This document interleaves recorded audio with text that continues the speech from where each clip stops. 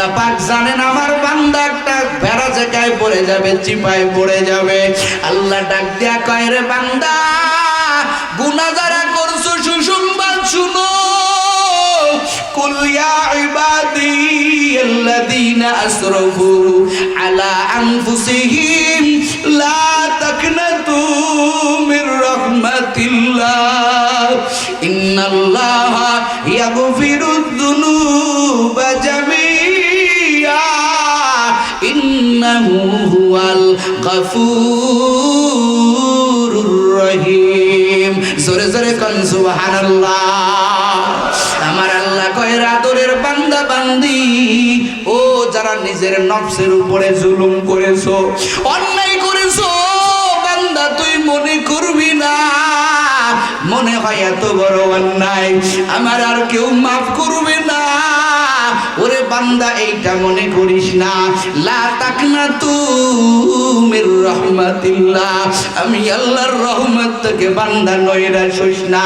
এরে বান্দা, তুই তো জানো না আমি আল্লাহ কত রহমান, আমি আল্লাহর মতো দয়ার আল্লাহ আরো পাবি না। এরে বান্দা, কত বড় অন্যায় করে করে আমি আল্লাহ তাদেরকে মাফ করে দিলাম। জমিনের মানুষ শুনো, আমি আল্লাহ তোরে 50 বছরের 60 বছরের একটা ম্যাচ দিয়া দিলাম। এই ম্যাচটা একটা খেলার মতো।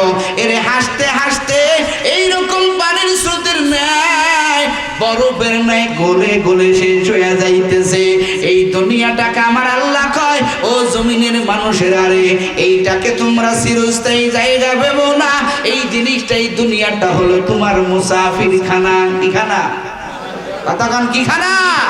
মুসাফির খানা কাকে বলা হয় জানো?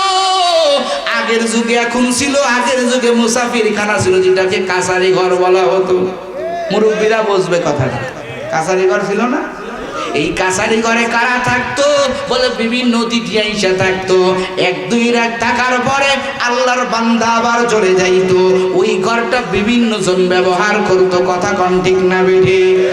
আল্লাহ কয়, জমিনের মানুষ শুনো, এই জমিনটা একটা মুসাফির খানা। ও আদরের বান্দা বান্দির দল, এই জমিনে তুই চিরকাল থাকতে পারবি না। কথাটা কার? আরো জোরে বলেন। এই জন্য আল্লাহ কয়, বান্দা, এই জমিনে থাইকা থাইকা তোরে পুঁজি সঞ্চয় করতে হবে। কোথার পুঁজি? বলে আখিরাতের পুঁজি। ওরে বান্দা, এই জমিনে দালাই বালাই করে তুই আজুরের ময়দানে পার পাবি না। কারণ আমি আল্লাহ তোর সব কিছু গুনাহের সাক্ষী। জোরে কোন কে? আরো জোরে বলেন কে? তুমি আমি গোপনে গোপনে কত অন্যায় করেছি মনে করতেছো কেউ তো জানে না। আমার বিবি জানে না, আমার মা জানে না, আমার ভাই জানে না, আমার বোন জানে না। এর নবীর উম্মতের দল, না না, দুনিয়ার কেউ না জানলেও জানেন কে? হাসরের ময়দানে এক শ্রেণীর মানুষ বলবে, রে মালিক, আমি যে অন্যায় করেছি এই অন্যায়ের খবর তো আল্লাহ আপনি জানেন না।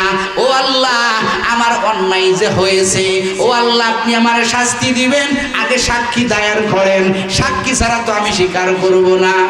দেখছেন নি কতবার বাটপা আল্লাহরে কয় সাক্ষী দে। এই শ্রেণীর মানুষ দুনিয়াতে মনে করে গোপনে গোপনে অনেক কিছু করি, হাসরের ময়দানে মনে হয় পারব। আল্লাহ কয়, বান্দা, আমি হলাম সবচাইতে বড় সাক্ষী, কিন্তু আমি আল্লাহ সাক্ষী বাদ দিলাম। হাসরের ময়দানে বান্দা যখন বলবে, ও দয়ার মালিক, ও দয়ার আল্লাহ, আমার গুনাহের সাক্ষী কে? এখন একটু মনোযোগ দিতে হবে। এমন কেউ নাই যে মজমার ভিতরে অন্যায় নাই, গুনাহ ছাড়া কেউ নাই।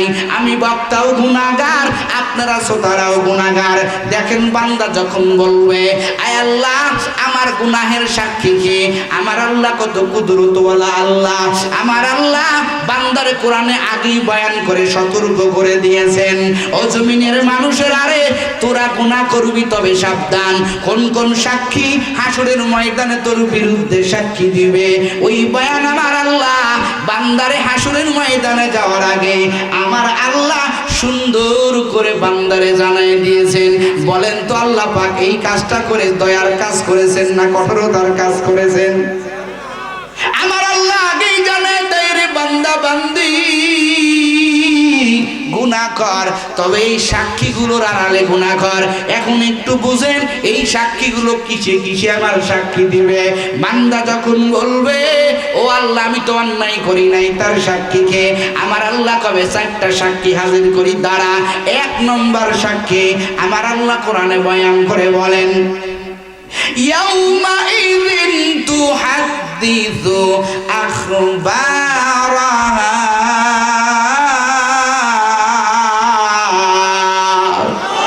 বিআন্না রাব্বাকা আওহা লাহা।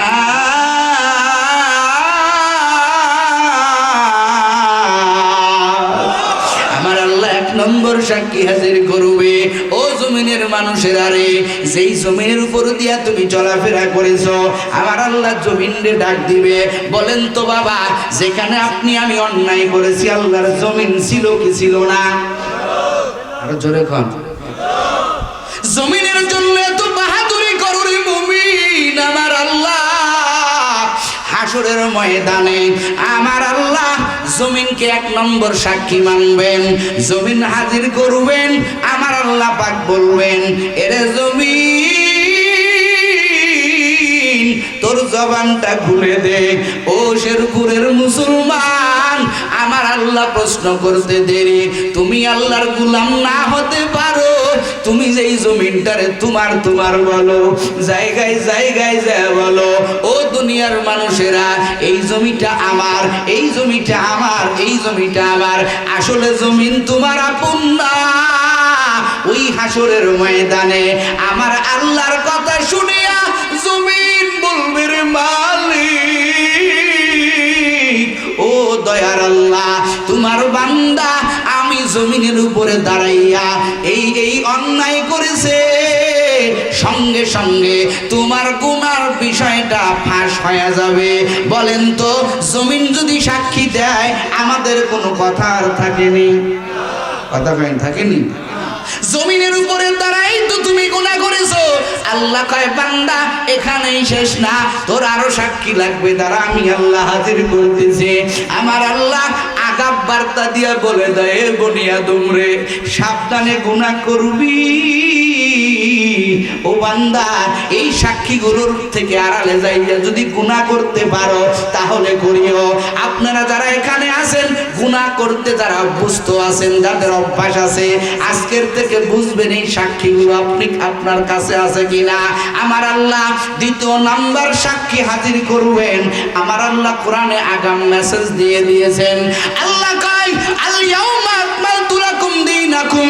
আল্লাহ পাক রব্বুল আলামিন বলেন, আল্লাহ পাক কোরআনে সূরা ইয়াসিনের ভিতরে বয়ান করে বলেন, আল্লাহ পাক বলেন যেই হাত দিয়া এত বাহাদুরি করো, যেই চোখ দিয়া এত বাহাদুরি করো, এই সব অঙ্গ প্রত্যঙ্গ আমার আল্লাহ হাসরের ময়দানে ডাক দিয়া করবে, ও হাত তোর জবানটা খুলে দে, এ চোখ তোর জবানটা খুলে দে। এই শেরপুরের মুসলমান আমার আল্লাহ বলতে দেরি, এই হাত চোখ কান নাক সমস্ত অঙ্গ জবান খুলে যাবে। হাত দ্বারা যেই অন্যায়গুলো করেছেন, চোখ দিয়া মোবাইলের যেই গুনাহগুলো করেছেন, বেপরদা নারীর দিকে তাকাইছেন, ও পর্দার আড়ালের আম্মা জানলা শুনো, আমার আল্লাহ প্রশ্ন করতে দেরি, তোমার আমার অঙ্গ যেই চোখের সমস্যার কারণে তুমি কত জায়গায় দৌড়াইছো, হাতের সমস্যা ভেঙে গেছে, তুমি হাতটা সারানোর জন্য কত জায়গায় দৌড়াইছো। আমার আল্লাহ হাসরের ময়দানে তোমার গোটা অঙ্গকে আমার আল্লাহ প্রশ্ন করার সাথে সাথে সব অঙ্গ আমার আল্লাহর পক্ষ নিয়ে বলবে, ও দয়ার মালিক, ও দয়ার আল্লাহ তোমার বান্দা আমার দ্বারা এই এই অন্যায় করেছে, বলেন তো বাঁচার উপায় আছে? নিজের হাত যেখানে গুনাহ করছি হাত ছিল না নাকি হাত খুলে রেখে গেছিলেন? ছিল না? চোখ ছিল কি ছিল না? সব অঙ্গের জবান খুলে যাবে। ও শেরপুরের মুসলমান মুসলমান, এখানেই তো শেষ না। আমার আল্লাহ 3 নম্বর সাক্ষী হাজির করবেন। আমার আল্লাহ কোরআনে বয়ান করে কয়, কিরামান কাতিবিনা ইয়ালামুনা মা তাফআলুন। আল্লাহ পাক রব্বুল আলামিন দুজন ফেরেশতা আমাদের 2 কাঁধে বসায় রাখছেন। 2 ফেরেশতারে আমার আল্লাহ বলবে, ও ফেরেশতার দল, বল বল আমার বান্দা কোন কোন অন্যায় করেছে। আল্লাহর প্রশ্ন করতে দেরি, ফেরেশতারা জবাব দিতে দেরি না। ও আল্লাহ, তোমার বান্দা এই এই অন্যায় করেছে। 4 নম্বর সাক্ষী আমার আল্লাহ হাজির করবেন শেরপুরের মুসলমান। আমার আল্লাহ পাক বলবেন, ও ফেরেশতার দল, ওয়া ইদাস সুহুফু নুশিরাত, এই বান্দার আমলনামা খুলে দে। খুলে দিয়ে আমার আল্লাহ পাক বলবেন, ইকরা কিতাবাকা কাফা বিনাফসিকাল ইয়াউমা আলাইকা হাসিবা। আল্লাহ পাক বলবেন, রে বান্দা, বিনা কারণে তোরে শাস্তি দিব না। এ বান্দা তুই পার কি কি অন্যায় করেছো বলেন তো। এই সাক্ষীগুলো যদি আমার আল্লাহ হাজির করে, এরপরে কি আমাদের আর কোনো কথা থাকবে? এখন তো আমরা সবাই একটা চিন্তায় পড়ে গেলাম। আমি বক্তা চিন্তায় পড়ে গেলাম, আপনারা চোদারা চিন্তায় পড়ে গেলেন। যেহেতু গুনাহ ছাড়া কেউ নাই, কোনো বান্দা কি আছেন হাত তুলে বলতে পারেন, আমার জীবনে কোনো গুনাহ নাই, আমি তারা একটু দেখব, তার হাত জড়ায় ধরে আমি দোয়া নেব? কেউ আছেন? একজন বান্দা দাঁড়ান যে হুজুর আমার জীবনে কোনো গুনাহ নাই, একজন দাঁড়ান। আছেন? কতক্ষণ আছেন? কেউ নাই। এখন সাক্ষী তো মজবুত সাক্ষী নাকি ঘুষ দিয়া পার পাওয়া যাবে? কথা হয় নাকি? দুনিয়ায় তো মার্ডার করে ঘুষ দিলে পার পাওয়া যায়। এই যে সাক্ষীর কথা বললাম, এগুলো কোনো ঘুষ দেওয়ার সিস্টেম আছে? আমার আপন সব, এই হাত আমার বিরুদ্ধে কথা বলবে, এই চোখ আমার বিরুদ্ধে কথা বলবে, সাক্ষী বড় মজবুত। ও শেরপুরের মুসলমান, আল্লাহ পাক জানেন আমার বান্দা একটা ভেড়া জায়গায় পড়ে যাবে, চিপায় পড়ে যাবে। আল্লাহ ডাক দিয়া কয়, রে বান্দা, গুনাহ যারা করছো সুসংবাদ শুনো। কুল ইয়া ইবাদি আল্লাযীনা আসরাফু আলা আনফুসিহিম লা তাকনাতু মির রাহমাতিল্লাহ ইন্নাল্লাহা ইয়াগফিরুদ যুনুবা জামিআ ইন্নাহু হুয়াল গফুরুর রহিম। জোরে জোরে কোন সুবহানাল্লাহ। আমার আল্লাহ কয়, আদরের বান্দা বান্দি, ও যারা নিজের নফসের উপরে জুলুম করেছো, অন্যায় করেছো, বান্দা তুই মনে করবি না, মনে হয় এত বড় অন্যায় আমার আর কেউ মাফ করবে না। ওরে বান্দা, এইটা মনে করিস না। লা তাকনাতু মির রাহমাতিল্লাহ, আমি আল্লাহর রহমত থেকে বান্দা নৈরাশ হইস না। এর বান্দা, তুই তো জানো না আমি আল্লাহ কত রহমান, আমি আল্লাহর মতো দয়ার আল্লাহ আর পাবি না। এরে বান্দা, কত বড় অন্যায় করে করে আমি আল্লাহ তাদেরকে মাফ করে দিলাম। মায়ার নবীর জামানার ঘটনা, তাহিয়াতুল কলবি নামক এক আল্লাহর বান্দা, যিনি এমন হয়ে গেছে যার সূরতে আল্লাহ পাক জিবরাইলে মাঝে মাঝেই পাঠাইতেন। এই তাহিয়াতুল কলবিকে, যেই তাহিয়াতুল কলবি এত বড় একটা নিষ্ঠুর কাজ করেছে। জাহেলিয়াত যুগের মানুষ কন্যা সন্তান হইলেই জীবিত দাফন করে দেয়। আল্লাহর বান্দা এরকম করতে করতে 99টা সন্তানকে জীবিত দাফন করে ফেললেন। আল্লাহর বান্দা এবার একটা ব্যবসায় যাবে, স্ত্রীর গর্ভে সন্তান। স্ত্রীর ডাক দেয়া কয়, রে স্ত্রী, ও আমার প্রাণের স্ত্রী, আমি ব্যবসার উদ্দেশ্যে রওনা হলাম। ওরে স্ত্রী আমার, তোমার গর্ভের ভিতরে যে সন্তান হবে, যদি মেয়ে কন্যা সন্তান জন্ম নেয়, ওরে স্ত্রী, তোমারে আমি বলে গেলাম, আমার দৃষ্টিগোচর যাতে আমার দৃষ্টিতে যাতে না আসে, ওই মেয়েটাকে খবরদার যেন আমি না দেখতে পাই, ওরে শেষ করে ফেলবে। আল্লাহর বান্দা এই কথা বলার পর চলিয়া গেল রে বাবা। এদিকে স্ত্রীর গর্ভের ভিতরে আমার আল্লাহ কুদরতি ভাবে আমার আল্লাহ যেহেতু বান্দারে হেদায়েত দিবে, আমার আল্লাহ ওই স্ত্রীর গর্ভের ভিতরে একটা ফুটফুটে কন্যা সন্তান দান করলেন। জোরে কোন আল্লাহু আকবার। গর্ভধারিণী মা, কারণ মায়ের মতো আপন কেউ নাই। কথা কন ঠিক না ভাই? এরে যুবক, করে পর্দার আড়ালের মা বোন, একটা মা কত কষ্ট করে একটা প্রসব জন্ম, একটা সন্তানকে প্রসব করে, এইটা তুমি আমি বুঝবো না। আমি বয়ান করতে পারবো কিন্তু এই ব্যথাটা বুঝবো না। একটা মাই কষ্ট করে, কত কষ্ট করে। এরে 2-3 কেজি একটা জিনিস আমার মা গর্ভে নিয়ে একদিন 2 দিন না, আমার মা দীর্ঘ 9টা মাস 10টা মাস আমার মা ঘোরাফেরা করে। কথা বলেন ঠিক না বেঠে? ওই মা কত মোহাব্বত নিয়া সন্তানটাকে গর্ভে নেয়। ওই আল্লাহর বান্দা দাহিয়াতুল কলবে স্ত্রী প্রসব করলেন সন্তান, এত সুন্দর একটা ফুটফুটে সন্তান জন্ম দিলেন। সন্তানের দিকে তাকাইয়া মা শুধু অজরে কান্না করে, এত সুন্দর কন্যা আমার। আর স্বামী আমারে বলল জীবিত দাফন করতে, মা পারে না। মা আদর দিয়ে দিয়ে দিয়ে সন্তানটাকে লালন করতে লাগলেন। সন্তানটা আস্তে আস্তে বড় হয়, সন্তান বড় হয় আর কথা বলতে শিখে যায়। মারে ডাক দেয়া কয়, মা তোমারে কত আম্মা কয়ে ডাক দেই। ও মা আমার খেলার সাথীরা কত আব্বা কয়ে ডাক দেয়। ও মা আমার আব্বা জান কই? আমার আব্বা জানকে কি আমি ডাকতে পারবো না? মা ডাক দেয়া কয়, রে কন্যা, তোর বাবা ব্যবসার উদ্দেশ্যে গেছে, বাবা আসলে পরে ডাকবে। মাও সেই রকম বুদ্ধিমতী, সন্তানটারে শিকারী বানায়, বাবার বেশি আসক্ত বানায়। বলে তোর বাবা যখন আসবে দৌড়ায় আব্বু আব্বু কয়ে জড়ায় ধরবি। মা মনে মনে কল্পনা করে, আমার এত সুন্দর কন্যা যদি ওর আব্বুরে আব্বু কইয়া জড়ায়া ধরে, আমার মনে হয় ওর আব্বু ওরে জীবিত দাফন করতে পারবে না। দাহিয়াতুল কলবি ব্যবসার কাজ শেষ করে বাড়িতে আসছে। বাড়িতে ঢুকছে, মা ডাক দেয়া কয়, রে কন্যা, ওই যে তাকাইয়া দেখ, এতদিন আব্বু আব্বু কইয়া যারে তালাশ করবো, ও আমার কলিজার টুকরা সন্তান, তাকাইয়া দেখ, ওই যে তোর আব্বু বাড়ির ভিতরে। আরে মেয়েরা বাবার একটু বেশি মহব্বতের হয়, ঠিক কিনা বল? বাড়িতে যখন ঢুকি, আমার 7 বছরের মেয়েটা আব্বু আব্বু কয়ে জড়ায় ধরে।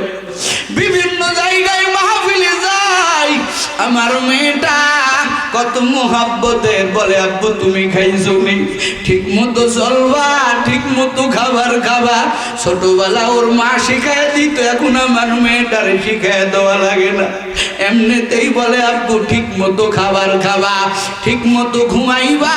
কত তালিকা আমার ছোট মেয়েটা নেয়। দাহিয়াতুল কলবির ছোট মেয়ে দৌড়াইয়া পূর্ণিমার চাঁদর মতো আমার আল্লাহ চেহারাটা দান করছেন। আল্লাহু আকবার বলে। বাবা বাড়িতে ঢুকছে, ও শেরপুরের মুসলমান।